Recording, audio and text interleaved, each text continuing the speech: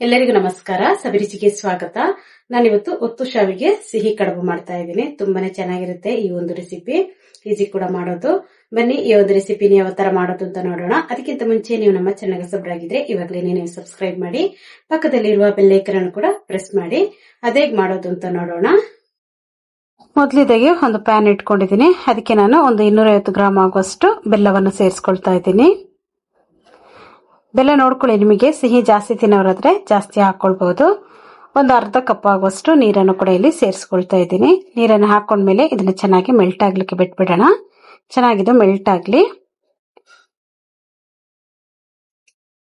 ನೋಡಿ, ಇವಾಗ ಬೆಲ್ಲ ಚೆನ್ನಾಗಿ ಮೆಲ್ಟ್ ಆಗ್ತಾ ಇದೆ ನೋಡಿ. ಮಧ್ಯದಲ್ಲಿ ಒಮ್ಮೆ ಈ ತರ ತಿರುಗಿಸ್ತಾ ಇರಿ. ನೋಡಿ, ಪೂರ್ತಿಯಾಗಿ ಇಲ್ಲಿ ಬೆಲ್ಲ ಎಲ್ಲ ಚೆನ್ನಾಗಿ ಮೆಲ್ಟ್ ಆಗಿದೆ. ಇಷ್ಟಾದ್ರೆ ಸಾಕು. ಇವಾಗ ಈ ಬೆಲ್ಲದ ನೀರನ್ನು ನಾವು ಸೋದಿಸ್ಕೊಂಡ್ಬಿಡೋಣ. ಬೆಲ್ಲದಲ್ಲಿ ಕಲ್ಲೇನಾದ್ರೂ ಇದ್ರೆ ನಾವು ಈ ತರ ಸೋದಿಸ್ಕೊಂಡ್ರೆ ನೀಟಾಗಿ ಬಂದ್ಬಿಡುತ್ತೆ ಇದು. ನೋಡಿ, ಇವಾಗ ಎಲ್ಲ ಸೋದಿಸ್ಕೊಂಡಿದ್ದೀನಿ. ಇವಾಗ ನಾನು ಪ್ಯಾನನ್ನು ಇಟ್ಕೊಂಡಿದ್ದೀನಿ ನೋಡಿ.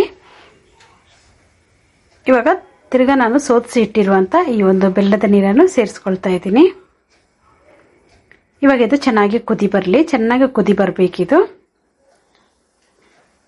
ಸ್ವಲ್ಪ ಚೆನ್ನಾಗಿ ಕುದ್ದು ಅದು ನೊರೆ ಬರುತ್ತೆ ನೋಡಿ. ಅಷ್ಟರವರೆಗೆ ನಾವು ಇದನ್ನ ಕುದಿಸ್ಕೊಳ್ಳೋಣ. ನೋಡಿ, ಈ ತರ ಚೆನ್ನಾಗಿ ಕುದಿ ಬಂದ ಮೇಲೆ ನಾನಿಲ್ಲಿ ಒಂದು ತೆಂಗಿನಕಾಯಿನ ಈ ತರ ಪುಡಿಯಾಗಿ ತುರಿದು ತಗೊಂಡಿದ್ದೀನಿ. ಹಸಿ ತೆಂಗಿನ ತುರಿಯನ್ನು ತಗೊಂಡಿದ್ದೀನಿ. ಇವಾಗ ಈ ತೆಂಗಿನ ತುರಿಯನ್ನು ಇದಕ್ಕೆ ಹಾಕೊಳ್ಳೋಣ. ಈ ಬೆಲ್ಲದ ನೀರಿಗೆನೆ ನಾವು ತೆಂಗಿನ ತುರಿನ ಹಾಕೊಂಡ್ಮೇಲೆ ಒಂದು ಅರ್ಧ ಸ್ಪೂನ್ ಆಗುವಷ್ಟು ಏಲಕ್ಕಿ ಪೌಡರ್ ಅನ್ನು ಕೂಡ ಇಲ್ಲಿ ಸೇರಿಸ್ಕೊಂಡಿದ್ದೀನಿ. ಸೇರಿಸ್ಕೊಂಡು ಚೆನ್ನಾಗಿ ಇದನ್ನ ಮಿಕ್ಸ್ ಮಾಡ್ಕೊಳ್ಳೋಣ. ಚೆನ್ನಾಗಿದು ಕುದಿ ಬರಲಿ. ನೋಡಿ, ಇದರ ನಾವು ಬೆಲ್ಲದ ನೀರೆಲ್ಲ ನೀಟಾಗಿ ಇಂಬ್ರು ಹೋಗ್ತಾ ಇದೆ ನೋಡಿ. ಪೂರ್ತಿಯಾಗಿ ಇದನ್ನ ಡ್ರೈ ಮಾಡ್ಕೊಳ್ಬೇಡಿ. ಇಷ್ಟ ಆದ್ರೆ ಸಾಕು ನೋಡಿ. ಇಷ್ಟು ತೇವಾಂಶ ಇರಬೇಕು. ಇಷ್ಟು ಇರುವಾಗಲೇನೆ ನೀವು ಸ್ಟವ್ ಅನ್ನು ಆಫ್ ಮಾಡಿ ಇದನ್ನ ಪೂರ್ತಿಯಾಗಿ ತಣ್ಣಗಾಗಲಿಕ್ಕೆ ಬಿಟ್ಬಿಡಿ. ಇವಾಗ ಇನ್ನೊಂದು ಪಾತ್ರೆಯಲ್ಲಿ ನಾನು ನೀರನ್ನು ಬಿಸಿ ಮಾಡಕ್ಕೆ ಇಟ್ಕೊಂಡಿದ್ದೀನಿ. 2 ಕಪ್ ಆಗುವಷ್ಟು ನೀರನ್ನು ಸೇರಿಸ್ಕೊಳ್ತಾ ಇದ್ದೀನಿ. 2 ಕಪ್ ನೀರನ್ನು ಹಾಕೊಂಡು ಚೆನ್ನಾಗಿ ಇದನ್ನ ಕುದಿಸ್ಕೊಂಡ್ಬಿಡೋಣ. ನೀರಲ್ಲಿ ಕುದಿತಾ ಇರಲಿ. ಅಷ್ಟೊತ್ತಿಗೆ ನಾನು ಇಲ್ಲಿ ಒಂದು ಮಿಕ್ಸಿಂಗ್ ಬೌಲ್ ತಗೊಂಡಿದ್ದೀನಿ. ಇದಕ್ಕೆ ನಾನು 1 ಕಪ್ ಆಗುವಷ್ಟು ಅಕ್ಕಿ ಹಿಟ್ಟನ್ನು ಹಾಕೊಂಡಿದ್ದೀನಿ. ಇದ್ರ ಜೊತೆಗೇನೆ ಸ್ವಲ್ಪ ಉಪ್ಪನ್ನು ಕೂಡ ಸೇರಿಸ್ಕೊಂಡಿದ್ದೀನಿ. 1 ಸ್ಪೂನ್ ಆಗುವಷ್ಟು ತುಪ್ಪವನ್ನು ಕೂಡ ಇಲ್ಲಿ ಸೇರಿಸ್ಕೊಳ್ತಾ ಇದ್ದೀನಿ. ತುಪ್ಪ ಉಪ್ಪು ಎಲ್ಲ ಹಾಕಿದ್ಮೇಲೆ ಚೆನ್ನಾಗಿ ಇದನ್ನ ಮಿಕ್ಸ್ ಮಾಡ್ಕೊಳ್ಬೇಕು. ಒಮ್ಮೆ ನೀವು ಕೈಯಲ್ಲಿ ಮಿಕ್ಸ್ ಮಾಡ್ಕೊಳ್ಳಿದ್ದೀನಿ ಚೆನ್ನಾಗಿ. ಈ ತುಪ್ಪ ಎಲ್ಲ ಇದರಲ್ಲಿ ಚೆನ್ನಾಗಿ ಮಿಕ್ಸ್ ಆಗಬೇಕು. ಅದಕ್ಕೋಸ್ಕರ ನಾವು ಕೈಯಲ್ಲಿ ಈ ತರ ಚೆನ್ನಾಗಿ ಇದನ್ನ ಮಿಕ್ಸ್ ಮಾಡ್ಕೊಳ್ಬೇಕು. ನೋಡಿ, ಈ ತರ ಮಿಕ್ಸ್ ಮಾಡ್ಕೊಳ್ಳೋಣ. ಇವಾಗ ಚೆನ್ನಾಗಿ ಇದನ್ನ ಮಿಕ್ಸ್ ಮಾಡ್ಕೊಂಡಾದ್ಮೇಲೆ 1 ಸ್ಪೂನ್ ತಕೊಳ್ಳಿ. ಸ್ಪೂನ್ ತಗೊಂಡು ಆದ್ಮೇಲೆ ನಾವು ಬಿಸಿಗಿಟ್ಟಿದ್ವಲ್ಲ ನೀರು, ಅದು ಕುದೀತಾ ಇರುವ ನೀರನ್ನು ಇದಕ್ಕೆ ನಾವು ಹಾಕೊಂಡು ಚೆನ್ನಾಗಿ ಮಿಕ್ಸ್ ಮಾಡ್ಕೊಳ್ಬೇಕು. ಕೈಯನ್ನು ಹಾಕೊಳ್ಳಿಕ್ಕೆ ಹೋಗ್ಬಿಡಿ. ಸ್ಪೂನಿಂದನೇ ನೀವು ಇದನ್ನ ಈ ತರ ಮಿಕ್ಸ್ ಮಾಡ್ಕೊಳ್ಬೇಕು. ನೀರು ಬಿಸಿ ಇರೋದ್ರಿಂದ ಕೈಯೆಲ್ಲ ಬಿಸಿ ಆಗ್ಬಿಡುತ್ತೆ. ಅದಕ್ಕೋಸ್ಕರ 1 ಸ್ಪೂನ್ ಸಹಾಯದಿಂದ ಈ ತರ ಇದನ್ನ ಮಿಕ್ಸ್ ಮಾಡ್ಕೊಳ್ಬೇಕು.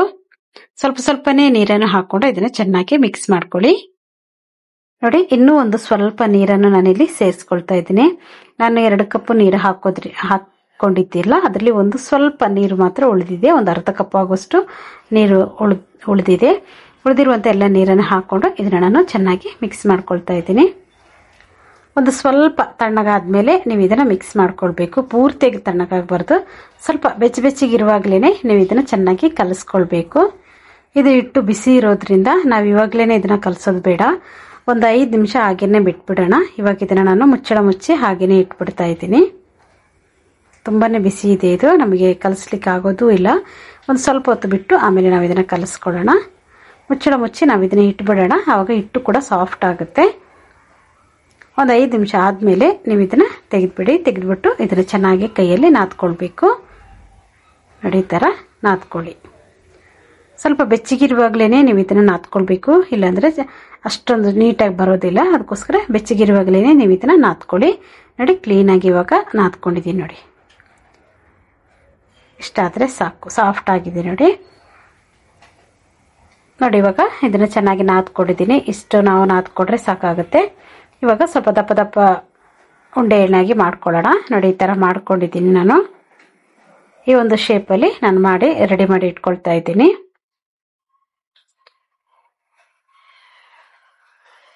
ನಾವು ತುಪ್ಪ ಎಲ್ಲ ಹಾಕಿದ್ರಿಂದ ತುಂಬಾನೇ ಸಾಫ್ಟ್ ಆಗಿರುತ್ತೆ ಇದು. ನೋಡಿ ಈ ತರ ಎಲ್ಲ ಮಾಡಿ ಇಟ್ಕೊಂಡಿದ್ದೀನಿ. ಇವಾಗ ಇದನ್ನ ಮುಚ್ಚಳ ಮುಚ್ಚಿ ಇಟ್ಬಿಡೋಣ. ಯಾಕಂದ್ರೆ ಇಲ್ಲಿ ಇಲ್ಲಿ ಒಣಗಬಾರ್ದು, ಅದಕ್ಕೋಸ್ಕರ ಮುಚ್ಚಳ ಮುಚ್ಚಿ ಇಡ್ತಾ ಇದ್ದೀನಿ. ಇಲ್ಲಿ ನಾನು ಚಕ್ಲಿ ಮಾಡ್ತೀವಿ ನೋಡಿ, ಆ ಒಂದು ಮೋಲ್ಡ್ ತಗೊಂಡಿದ್ದೀನಿ. ತಕೊಂಡು ಅದ್ರ ಒಳಗಡೆ ನಾನು ಸ್ವಲ್ಪ ಎಣ್ಣೆಯಿಂದ ಈ ತರ ಸವರ್ಕೊಳ್ತಾ ಇದ್ದೀನಿ. ನಮಗೆ ಹಿಟ್ಟು ಎಲ್ಲೂ ಮೆತ್ಕೋಬಾರ್ದು ಅಂತ ಸ್ವಲ್ಪ ಎಣ್ಣೆಯಿಂದ ಈ ತರ ಸವರ್ಕೊಳ್ತಾ ಇದ್ದೀನಿ. ಇದು ಎಲ್ಲದಕ್ಕೂ ನಾವು ಈ ತರ ಎಣ್ಣೆಯನ್ನು ಸವರ್ಕೊಳ್ಬೇಕು. ಇವಾಗ ಎಲ್ಲ ಕಡೆ ನಾನು ಎಣ್ಣೆಯನ್ನು ಹಾಕೊಂಡಿದ್ದೀನಿ ನೋಡಿ. ಇವಾಗ ಇದರಿಂದ ಒಂದೊಂದು ಉಂಡೆಯನ್ನು ನಾವು ತೆಗೆದು ಇದ್ರೊಳಗಡೆ ಹಾಕೊಳ್ಳೋಣ. ಅದಕ್ಕಿಂತ ಮುಂಚೆ ಇಲ್ಲಿ ನೋಡಿ ಈ ಒಂದು ಸೇವ್ ಮಾಡ್ತೀವಿ ನೋಡಿ, ಆ ಒಂದು ಮೋಲ್ಡನ್ನು ಹಾಕೊಳ್ಬೇಕು. ಹಾಕೊಂಡು ಅದರೊಳಗಡೆ ನಾವು ಹಿಟ್ಟನ್ನು ಹಾಕೊಳ್ಳೋಣ. ಸ್ವಲ್ಪ ಈ ಥರ ಪ್ರೆಸ್ ಮಾಡ್ಕೊಳ್ಳಿ. ಇದನ್ನ ನಾವು ಇದಕ್ಕೆ 2 ಉಂಡೆಯನ್ನು ಹಾಕೊಳ್ಬೇಕು. ಸ್ವಲ್ಪ ಪ್ರೆಸ್ ಮಾಡಿದ್ಮೇಲೆ ಇನ್ನೊಂದು ಉಂಡೆಯನ್ನು ಕೂಡ ನಾನಿಲ್ಲಿ ಸೇರಿಸ್ಕೊಳ್ತಾ ಇದ್ದೀನಿ ನೋಡಿ. ಈ ಥರ ಹಾಕೊಂಡು ಸ್ವಲ್ಪ ಟೈಟ್ಗೆ ಮಾಡ್ಕೊಳ್ಳೋಣ.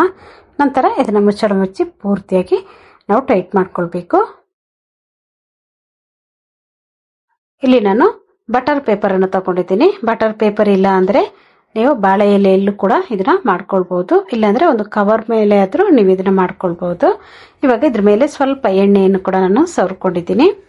ಎಣ್ಣೆಯನ್ನು ಸವರ್ಕೊಂಡಾದ್ಮೇಲೆ ಇವಾಗ ನಾವು ಇದ್ರ ಮೇಲ್ಗಡೆನೆ ಒತ್ತು ಶಾವಿಗೆಯನ್ನು ಒತ್ಕೋಬೇಕು ನೋಡಿ. ಈ ತರ ನೀಟಾಗಿ ರೌಂಡ್ ಆಗಿ ಹಾಕೊಳ್ತಾ ಇದ್ದೀನಿ ನಾನು. ಕ್ಲೀನ್ ಆಗಿ ಗ್ಯಾಪ್ ಇಲ್ಲದಾಗೆ ನಾವು ಇದನ್ನ ಮಾಡ್ಕೊಂಡು, ಸ್ವಲ್ಪ ತೆಳುವಾಗಿ ಮಾಡ್ಕೊಳ್ಳಿ, ಸ್ವಲ್ಪ ದಪ್ಪ ಆಗಿ ಮಾಡ್ಕೊಳ್ಬಾರ್ದು. ಸ್ವಲ್ಪ ತೆಳ್ಳಗೆನೆ ಮಾಡ್ಕೊಂಡ್ರೆ ಚೆನ್ನಾಗಿರುತ್ತೆ ನೋಡಿ. ಈ ತರ ತೆಳುವಾಗಿ ಮಾಡ್ಕೊಂಡಿದ್ದೀನಿ. ಇವಾಗ ನಾನು ಹೂರಣವನ್ನು ರೆಡಿ ಮಾಡಿ ಇಟ್ಕೊಂಡಿದ್ದೀವನಲ್ಲ, ಅದನ್ನು ಕೂಡ ಇದ್ರ ಮಧ್ಯದಲ್ಲಿ ಹಾಕೊಳ್ಳೋಣ. ಬೆಲ್ಲ ಮತ್ತೆ ಕೊಬ್ಬರಿ ಹಾಕಿ ನಾವು ಹೂರಣ ಮಾಡ್ಕೊಂಡಿದೀವಲ್ಲ ಮೊದಲು, ಆ ಒಂದು ಹೂರಣವನ್ನು ಇದ್ರ ಮೇಲ್ಗಡೆ ಹಾಕಿ ಸಾಫ್ಟ್ ಆಗಿ ಇದನ್ನ ಈ ತರ ನಾವು ಪ್ರೆಸ್ ಮಾಡ್ಕೊಳ್ಬೇಕು. ಇಷ್ಟಾದ್ರೆ ಸಾಕು ನೋಡಿ. ಇದೇ ತರ ನಾನು ಉಳಿದಿರೋ ಎಲ್ಲವನ್ನು ಮಾಡ್ಕೊಳ್ತೀನಿ. ಇಲ್ಲೊಂದು ಇಡ್ಲಿ ಪಾತ್ರೆ ಇಟ್ಕೊಂಡಿದ್ದೀನಿ ನೋಡಿ, ಅದ್ರ ಮೇಲ್ಗಡೆ ಸ್ವಲ್ಪ ಎಣ್ಣೆಯನ್ನು ನಾವು ಈ ತರ ಸವರ್ಕೊಳ್ಳೋಣ. ಎಣ್ಣೆಯನ್ನು ಸವರ್ಕೊಂಡಾದ್ಮೇಲೆ ಇವಾಗ ನಾವು ಏನು ರೆಡಿ ಮಾಡಿ ಇಟ್ಕೊಂಡಿರುವಂತ ಕಡುಬು ಇದೆ ನೋಡಿ, ಅದನ್ನ ಇದ್ರ ಮೇಲ್ಗಡೆ ಇಟ್ಬಿಡೋಣ ನೋಡಿ. ಈ ತರ ಸಾಫ್ಟ್ ಆಗಿ ಇಟ್ಕೊಳ್ಬೇಕು.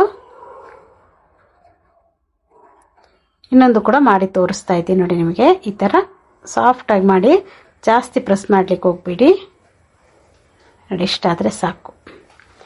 ಇದೇ ತರ ನಾನು ಎಲ್ಲವನ್ನು ಮಾಡಿ ಇಟ್ಕೊಳ್ತೀನಿ. ತುಂಬಾನೇ ಈಸಿಯಾಗಿ ಆಗುತ್ತೆ, ಟೇಸ್ಟ್ ಅಂತೂ ತುಂಬಾನೇ ಚೆನ್ನಾಗಿರುತ್ತೆ ನೋಡಿ. ಇವಾಗ ಇಟ್ಕೊಂಡಿದ್ದೀನಿ. ಇವಾಗ ಇದನ್ನ ನಾವು ಬೇಯಿಸ್ಕೊಳ್ಬೇಕು. ಇದರಲ್ಲಿ ಒಂದು 5 ಇಟ್ಕೊಂಡಿದ್ದೀನಿ ನಾನು. ನೀರು ಕೂಡ ಇಲ್ಲಿ ಬಿಸಿಗೆ ಇಟ್ಟಿದ್ದೆ. ನೀರು ಬಿಸಿ ಆದ್ಮೇಲೆ ನಾನು ಇದನ್ನ ಇದರೊಳಗಡೆ ಇಡ್ಲಿ ಪಾತ್ರದೊಳಗಡೆ ಇಟ್ಕೊಳ್ತಾ ಇದ್ದೀನಿ. ಇವಾಗ ಇದನ್ನ ಮುಚ್ಚಳ ಮುಚ್ಚಿ ಬೇಯಿಸ್ಕೊಳ್ಳೋಣ. ಒಂದು 5 ನಿಮಿಷ ನೀವು ಇದನ್ನ ಬೇಯಿಸ್ಕೊಂಡ್ರೆ ಸಾಕು. ಮೊದಲೇ ನಾವು ಬಿಸಿ ನೀರಲ್ಲಿ ಹಿಟ್ಟನ್ನು ಕಲಸಿದ್ರಿಂದ ಜಾಸ್ತಿ ಟೈಮ್ ಹಿಡಿಯಲ್ಲ ಇದು. ಒಂದು 5 ನಿಮಿಷ ನೀವು ಇದನ್ನ ಬೇಯಿಸ್ಕೊಂಡ್ರೆ ಸಾಕಾಗುತ್ತೆ ನೋಡಿ. ಇಲ್ಲಿ ಒಂದು 5 ನಿಮಿಷ ಚೆನ್ನಾಗಿ ನಾನು ಇದನ್ನ ಬೇಯಿಸ್ಕೊಂಡಿದ್ದೀನಿ. ಇವಾಗ ಇದನ್ನೆಲ್ಲ ತೆಗೆದು ಬಿಡೋಣ. ಸ್ವಲ್ಪ ಬಿಸಿ ಇರುವಾಗಲೇ ನೀವು ಇದನ್ನ ತಿನ್ನಿ, ಅವಾಗ ತುಂಬಾನೇ ಟೇಸ್ಟಿ ಆಗಿರುತ್ತೆ. ಇವಾಗ ನಾನು ಇದನ್ನ ಎಲ್ಲ ಒಂದು ಪ್ಲೇಟಲ್ಲಿ ಹಾಕೊಳ್ತಾ ಇದ್ದೀನಿ. ತುಂಬಾನೇ ರುಚಿಯಾಗಿರುತ್ತೆ, ಈಸಿ ಕೂಡ ಮಾಡೋದು. ಒಳಗಡೆ ಎಲ್ಲ ತುಂಬಾನೇ ಸಾಫ್ಟ್ ಆಗಿರುತ್ತೆ. ನಾವು ಕೊಬ್ಬರಿ ಬೆಲ್ಲವನ್ನು ಹಾಕಿ ಮಾಡಿದ್ರಿಂದ ಒಳ್ಳೆ ಟೇಸ್ಟ್ ಇರುತ್ತೆ. ನೀವು ಕೂಡ ಇದೇ ತರ ಟ್ರೈ ಮಾಡಿ. ನೋಡಿದ್ರಲ್ಲ ಎಷ್ಟೊಂದು ಈಸಿಯಾಗಿ ನಾವು ಈ ಒಂದು ಒತ್ತು ಸವಿಗೆಯನ್ನು ಮಾಡ್ಕೊಂಡಿದೀವಿ ಅಂತ. ಇದೇ ತರ ನಾನು ತವದಲ್ಲಿ ಕೂಡ ಒತ್ತು ಸವಿಗೆ ಮಾಡ್ಕೊಂಡಿದ್ದೀನಿ. ತುಂಬಾನೇ ಈಸಿಗೆ ಅದು ಕೂಡ ಇದೆ, ಸ್ವಲ್ಪ ಡಿಫ್ರೆಂಟ್ ಆಗಿದೆ. ಆ ಒತ್ತು ಸವಿಗೆಯನ್ನು ಕೂಡ ನಾನು ಲಿಂಕ್ ಹಾಕಿರ್ತೀನಿ, ನೀವು ನೋಡಿಲ್ಲ ಅಂದ್ರೆ ಅದನ್ನು ಕೂಡ ಒಮ್ಮೆ ನೋಡಿ. ಈ ವಿಡಿಯೋ ನಿಮಗೆ ಇಷ್ಟ ಆಯ್ತು ಅಂದ್ರೆ ಲೈಕ್ ಮಾಡಿ, ಶೇರ್ ಮಾಡಿ, ಸಬ್ಸ್ಕ್ರೈಬ್ ಮಾಡಿ. ವಿಡಿಯೋ ನೋಡಿದಕ್ಕಾಗಿ ಧನ್ಯವಾದಗಳು. ನಾನು ಸವಿ.